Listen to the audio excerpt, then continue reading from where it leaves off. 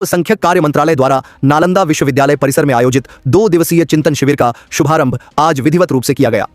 कार्यक्रम का उद्घाटन केंद्रीय मंत्री किरण रिजिजू, केंद्रीय राज्य मंत्री जॉर्ज कुरियन तथा नालंदा के सांसद कौशलेंद्र कुमार ने संयुक्त रूप से किया। चिंतन शिविर का उद्देश्य अल्पसंख्यक समुदायों के शैक्षणिक, सामाजिक एवं आर्थिक सशक्तिकरण को लेकर नीतिगत चर्चा और भविष्य की रणनीति तय करना है। इस अवसर पर मंत्रालय के सचिव डॉक्टर चंद्रशेखर कुमार ने कहा कि केंद्र सरकार अल्पसंख्यक समुदायों के सर्वांगीण विकास के लिए पूरी तरह प्रतिबद्ध है। उन्होंने कहा कि शिक्षा ही वह माध्यम है जिसके जरिए समाज में समान अवसर और समावेशी विकास सुनिश्चित किया जा सकता है। सचिव ने प्रधानमंत्री के वर्ष 2047 तक विकसित भारत के विजन का उल्लेख करते हुए कहा कि मंत्रालय उसी दिशा में योजनाओं को आगे बढ़ा रहा है। उन्होंने बताया कि अल्पसंख्यक छात्रों के लिए विभिन्न छात्रवृत्ति योजनाएं, कौशल विकास कार्यक्रम और स्वरोजगार योजनाएं संचालित की जा रही हैं ताकि अधिक से अधिक युवाओं को इनका लाभ मिल सके। विश्वविद्यालय परिसर में विद्यार्थियों से संवाद करते हुए उन्होंने युवाओं से आह्वान किया कि वे शिक्षा के साथ साथ नवाचार और शोध के क्षेत्र में भी आगे बढ़ें। उन्होंने कहा कि देश के विकास में युवाओं की सक्रिय भागीदारी अत्यंत आवश्यक है और इसके लिए उन्हें नई सोच, तकनीक और अनुसंधान को अपनाना होगा। 2 दिवसीय इस चिंतन शिविर में विभिन्न राज्यों से आए अधिकारी, शिक्षाविद और विशेषज्ञ भाग ले रहे हैं।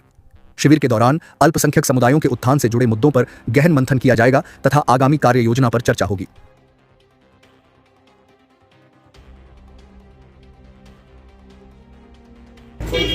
आपका लोकसभा क्षेत्र में है?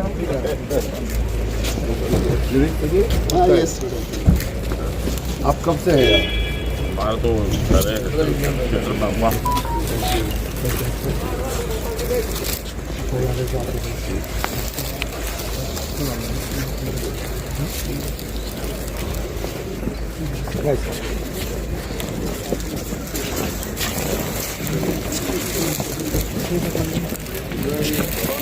And guidelines and implementation strategy, how it can work, so that in coming years we actually be a part of the विकसित भारत 2047।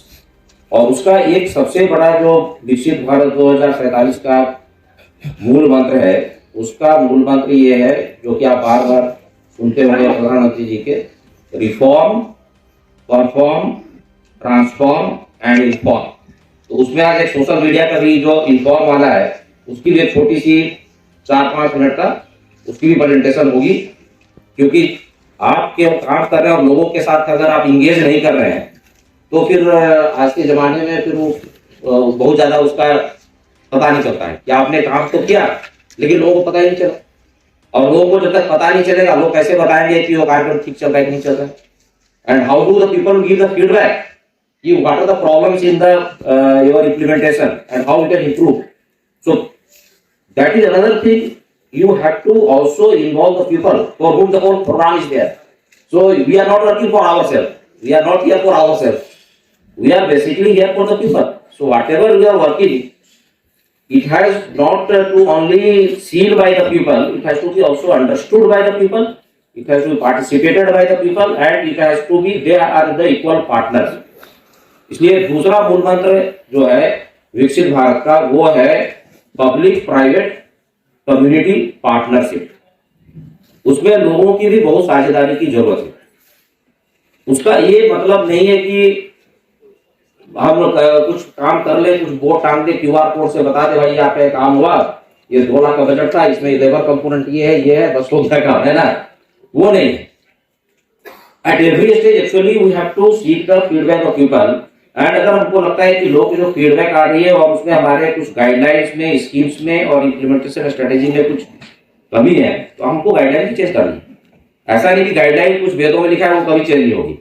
अब लोगों का फीडबैक आ रहा है, लोगों के से आपको बार-बार कुछ कंप्लेन आ रही है, तो कार्यक्रम में कुछ इशू है तो उसके अनुसार वो चेंज भी करनी है। उसका एक कंपोनेंट और भी जो कि इस चिंतन शिविर का पार्ट है, जो विकसित भारत का भी बहुत बड़ा इशू है कि केवल अब हम सोचेंगे कि देश विकसित बन जाएगा केवल सरकारी, केवल हम बैठ के मेहनत कर लें, हमारी बुद्धि, हमारी वित्त और हमारी शक्ति, इन तीनों